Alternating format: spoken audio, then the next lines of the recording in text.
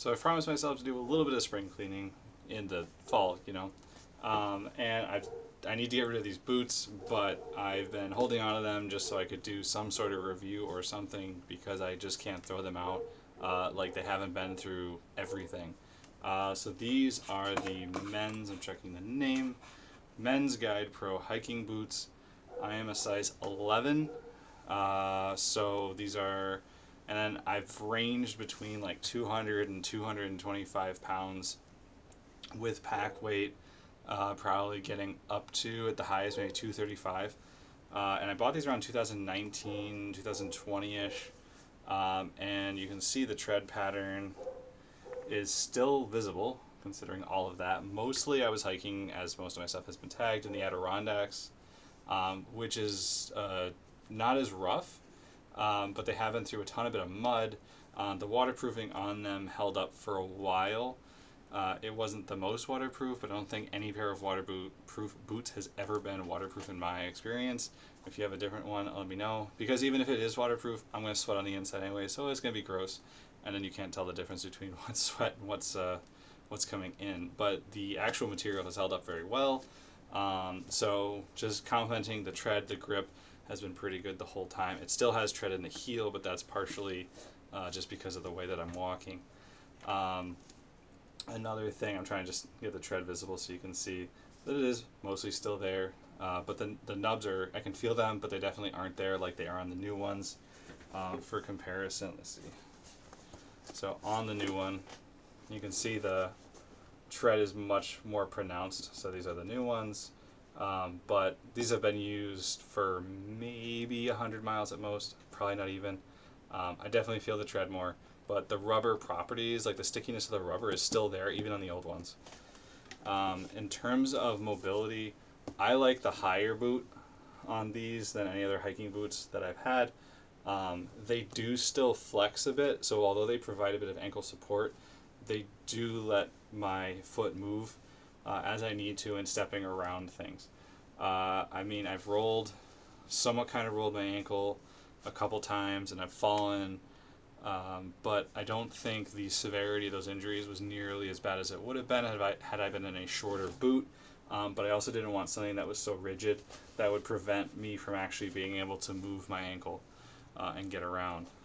These laces are the original laces. I never replaced the laces. So the laces held up the entire time that I've had them.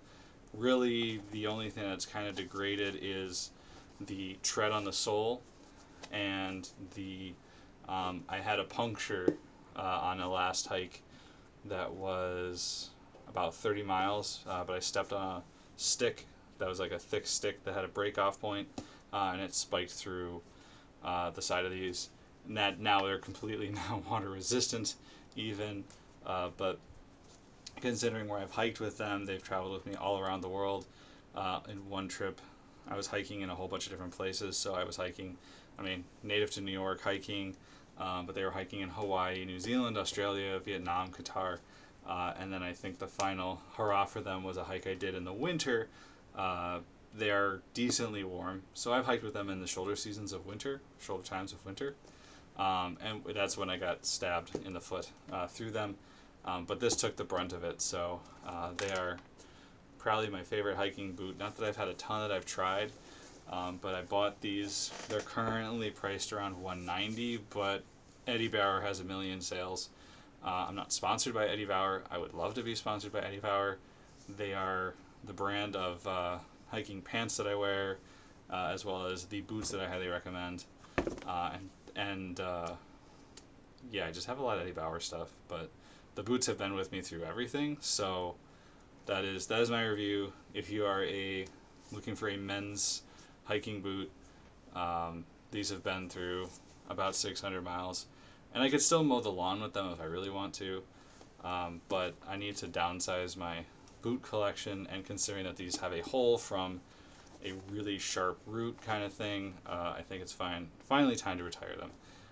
But technically the rubber still has stickiness to it. The ankle support is still there. Even the bottom, the cushion's worn out, but it is still present. So very impressive for, I think, around 600 miles over the span of about 5 or 6 years. And these have been completely submerged in water, mud, snow. I don't think there's anything that I could have possibly done to these shoes, to these boots, that I haven't already. Because I've worn them on hot days, colder days. The only thing I do when it is colder is I will wear like a pair of really warm socks. I have the winter version of these for when it's well below freezing, but I don't tend to break those out because they get so warm so quick. The winter ones that I have, that I don't usually wear those unless it is actually very very frigid. But these have been my pretty much all-purpose boot that I've been very happy with. So, I don't know. Sponsor me, Eddie Bauer. Who knows? I could use more boots or hiking stuff because adventures. But I think it's finally time to put these out to the mountains in the sky, and my new boots have already been broken in when I hiked Fuji, and I'll do a little thing on that maybe at some point if I have time somewhere. I mostly just do laser cutting science, so I thought I'd actually talk about hiking because that is a main point of what I do, and it's such a big life experience for me that I want to share that more with others. But that's my review. If you have questions, put them in the comments, and maybe I'll see them. I don't know. I haven't done YouTube yet. This is my first time doing it, so see you on trail.